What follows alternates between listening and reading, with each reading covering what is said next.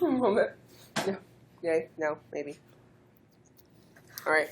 So take a praise. I was saying take a break. How did I get praise from break? All right. So these are our two cell membranes that kind of look like a slab of meat. So, all right. So what's the second function for tight? Is to separate the plasma membrane in order to make compartments. All right. So if we have these two cell membranes and we want to make compartments, we have them together. We are going to put some tight junctions. So it's kind of like if I kind of did this. Do you see how there's like a little compartment right here? Yay! If I put some tight junctions here, you see I can kind of squeeze my finger and there's a tiny compartment. Okay. So that's kind of how it makes compartments. Is not going to put junctions all the way around. It's just going to do it in certain areas, and we're going to make little compartments. All right? It's also going to segregate proteins to one side of the sheet or to the other side. So if this is our cell, okay, cell is like three-dimensional. All right, and this is one side, this is the other side. We're going to use some tight junctions. And if this was our protein, well, the protein's going to go in. Now this protein has to stay on this side.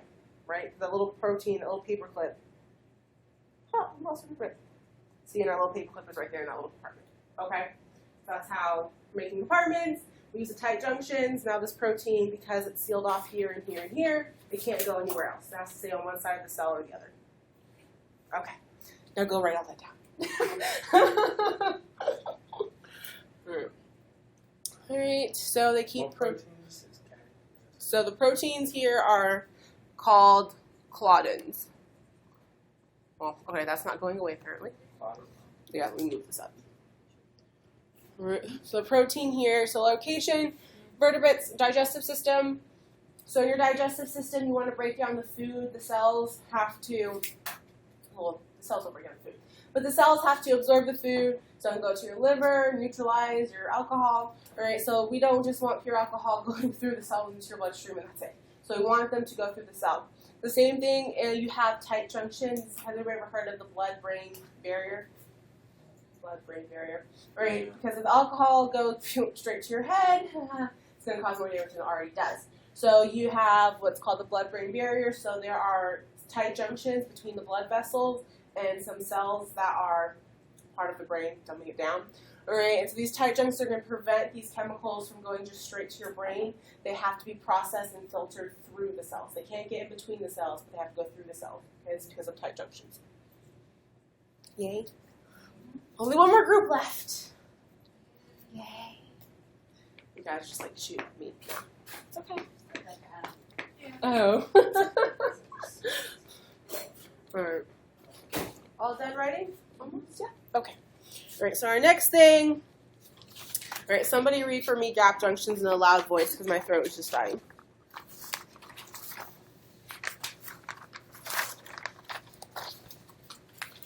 It's going to be our lucky victim. I got to choose a victim? Yeah, choose one. I don't know. That person has to be. All right, just even this isn't random. Like it really isn't, because I know where you all sit. Caitlin. I don't know. Wait, do you have a chart, the name chart? Yeah. Oh God. Go like this. Just go like mix it around everywhere. Just put your finger, whatever your finger's closest to has to read. I don't know. Gwen. I landed on Golsa too. What am I reading? You were reading about gap junctions in a loud, strong voice. Go, Glenn. A gap junction, or nexus, is a specialized intracellular connection between a variety of animal cell types.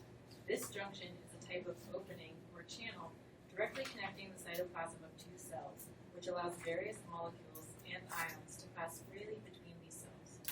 One gap junction channel is composed of two connexins, which connect across the intracellular space. 6 connexins, proteins, create one connexon hemi channel.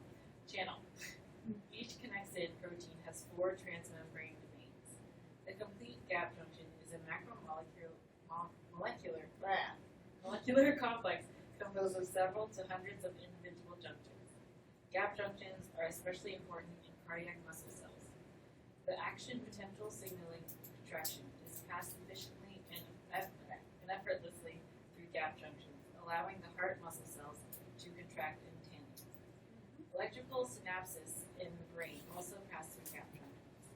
This allows action potentials at the synaptic terminals to be transmitted across to the postsynaptic cell without the need of a neuron. Gap junctions are analogous to the plasmodesmata of joint cells. All right, remember homologous and analogous structures? Yeah? Okay. So this article, very good, okay? You'll see all this again in anatomy. All right, so let's go ahead and write some crap down. All right. Wait, how is it analogous? Analogous. So analogous means, so homologous is Origin, same thing. So it's like different structure but same function. Yeah, like butterflies and birds, right? Or like, yeah. And then homologous is like same origin, different function. Yeah, like you have the same structure, like whales and everything else have a humerus radius ulna phalanges. But you know, birds can fly with their humerus radius ulna phalanges, and you know, we can't. So same structure, different function. All right, so communicating junctions. All right, we have gap junctions in animals, plasmodesmata in plants. They're direct connections between cells that allow for communication. And this communication is not a text message, it's not an email, it's not a hey yo girl. It is small molecules, usually typically ions, that pass through the openings.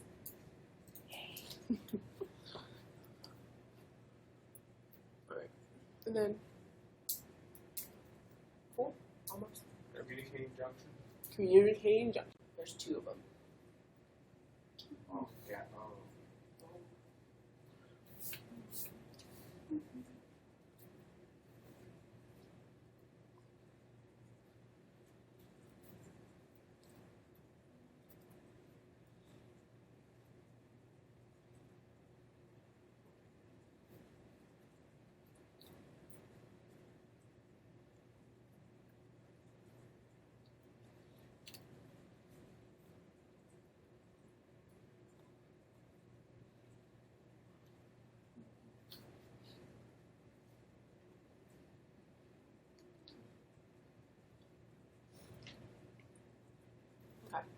So we'll talk about plasmodesmata first, my least favorite one.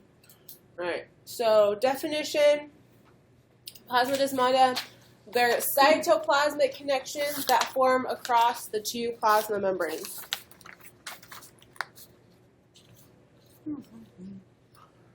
Alright, so in plasmodesmata, we actually have the cytoplasms connecting. Remember in adhesive junctions, we said we have two cytoskeletons connecting, or a cytoskeleton and extracellular matrix. But here in plasmodesmata, the cytoplasm of the two plant cells are connecting across the plasma membranes. Okay, so that's definition. I'm going to write that down.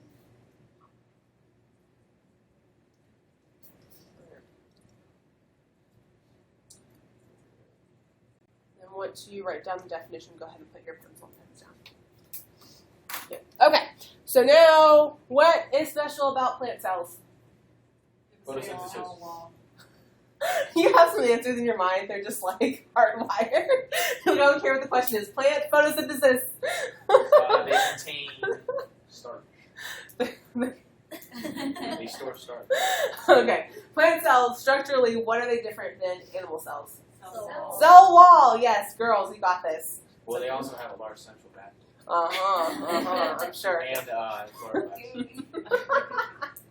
Okay, alright, so, well, what needs to happen then if the two plasma membranes are going to connect? What's in the way of two plasma membranes? A cell wall. Alright, so if we skip down to location, plasmodesmata can only occur where there are holes or gaps in the cell wall. I have the light bulb moments.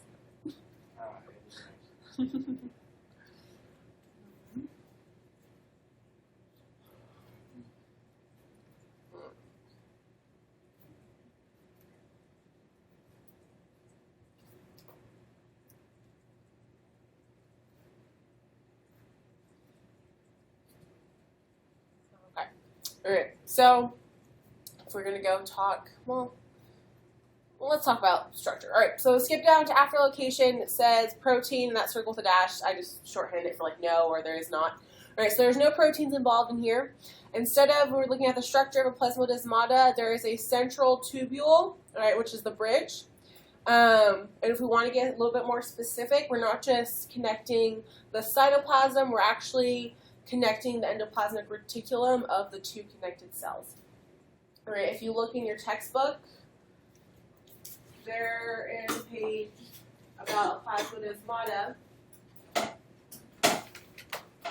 Alright, because if you have your book, what's page 85? 85? Alright, so look at page 85. Josh, come move gut friendly with the girls. Alright, page 85, look at that figure. Alright, so you can see, point it with your finger to the cell membrane. Alright, now point to the cell wall. Okay, so now we see how there's a hole in the cell wall. Alright, now, in between, point to the central tubule, or what do you think the bridge looks like? This. Alright, and that's the central tubule, that's the bridge. Okay, good job, guys. Wait, so cell wall, this little round thing? Cell No, wall. right here, I mean this green thing. Yes. Alright, we'll get a little bit more specific. Connects the endoplasmic reticulum of the two cells.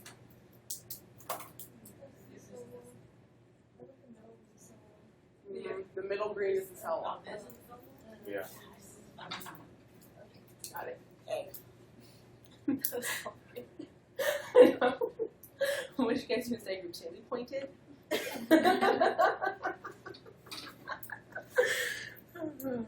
Okay. Alright, and then last thing, function.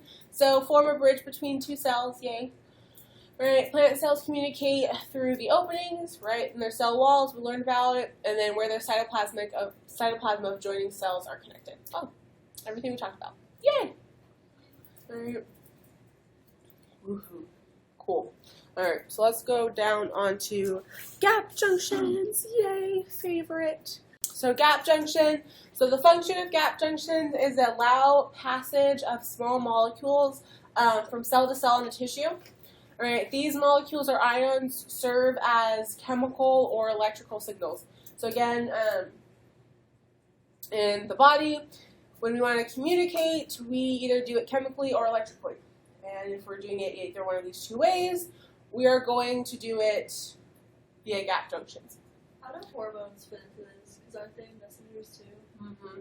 Hormones have receptors that they attach to. And we'll talk about that in chapter 9.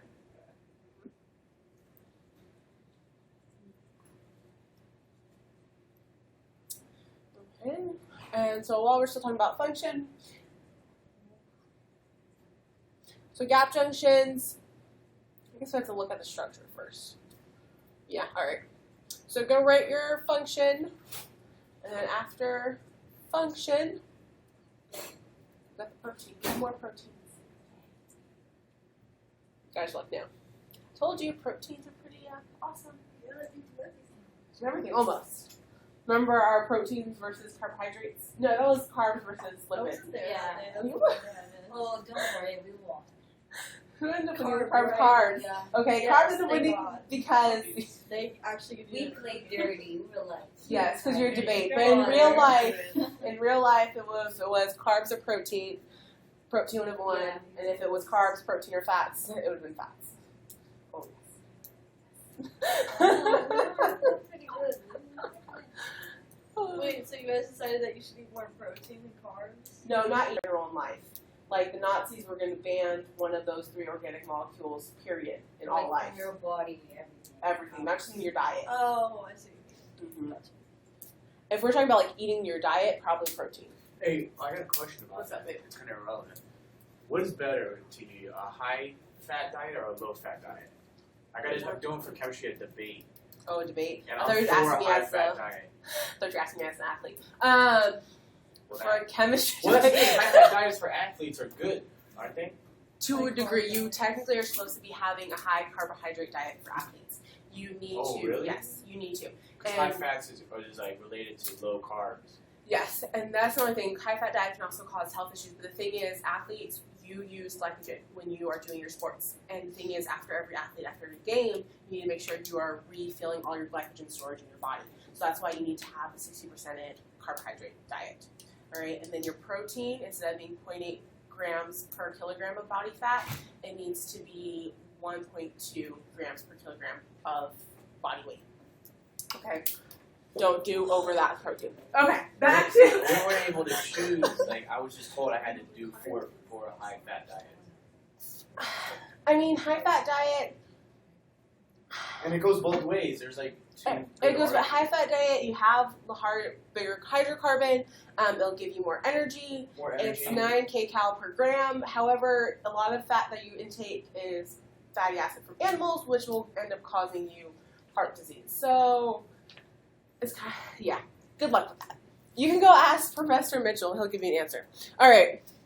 Yay. So in your CK12, it's a little bit different than what you actually need to know. Blah, blah, blah. All right, so protein, our gap junction, it's a hole. So I guess we gotta stand up. There's not enough room here. So let's all go to the hallway. We're gonna do a little demonstration. Come on, people. Here, I'll hold the plate. You'll hold the plate up. Of course. So what do you need? Yeah. All moving? Yeah. We're gonna be a gap.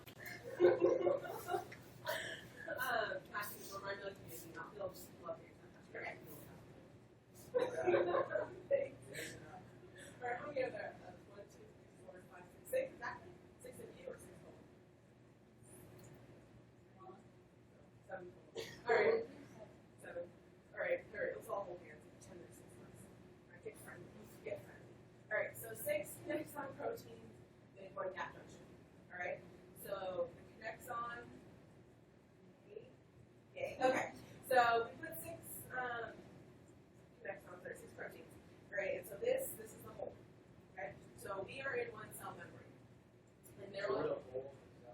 So we are the proteins that form the whole. So we're kind of think about like not a trench. We're this water well. Okay, you know how water well is like level. So we're the proteins that make the circle. Okay. All right. So we're one cell, and there's a cell on top of us. So the cell on top of us, its 6 connector proteins in this circle making the whole have to exactly line up with us. All right. So then their head would be on top of each one of our heads. All right. Would be forming the whole. All right. And so what happens? Right. The heart cells only contract at the same time. So what they use is gap junctions. So one of them kind of excites itself, and then some ions, potassium, calcium, and manganese. And so what happens is one cell gets potassium and calcium, you go from one cell, it goes right through this whole gap junction to the cell above us, and that's the cell above us. It's the indication that's time to contract. Okay? Makes sense? So we're actually communicating with the ions with the gap junction. Cool. Next one, proteins make gap junctions. There's 6, okay? Remember, the proteins actually make the whole. They are not the whole. Yeah. Okay, cool. Great. I know. Did you want to exclude a person? When they're sick. So they're safe. I just don't want to kick anybody out. So. Okay, good. All right, let's go back to our seats. Dude. Shut up. Yeah. I didn't want to be mean. Have fun bullying and. Yes. All right, cool. Yay. All right, so go ahead. Let me type everything. All right, so connexon proteins again. They're transmembrane. Okay, obviously they have to be. They can't just go halfway down the membrane because then there's no hole. Yay. Okay, did everybody write this down? Yes. Okay. Well, we were chatting about lipids and all that good stuff. Okay. Was that it? Whoa, did we actually finish on time, people? Holy moly, that's the first ever. All right, so before we pack up and get all dismissed, return your extra binders up here. If you want to check one out, that's fine. Make sure those packets that we read from get inside of the binders. So make sure the packets we read from get inside the binders. Study group Monday at 4 p.m. For Monday 4 p.m., we'll do like 50 minutes of study tips, and then we'll move on to chapter 5. Okay? Then we'll finish chapter 5 with you guys. That's it. All right, you're all good. Have a great weekend, you guys. Let me give you that email. Yes, I will email right away. We're going to do it right for you.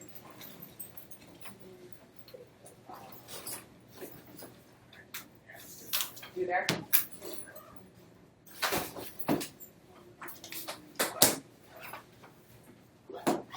So Monday is going to be 1 hour and a half. Yes.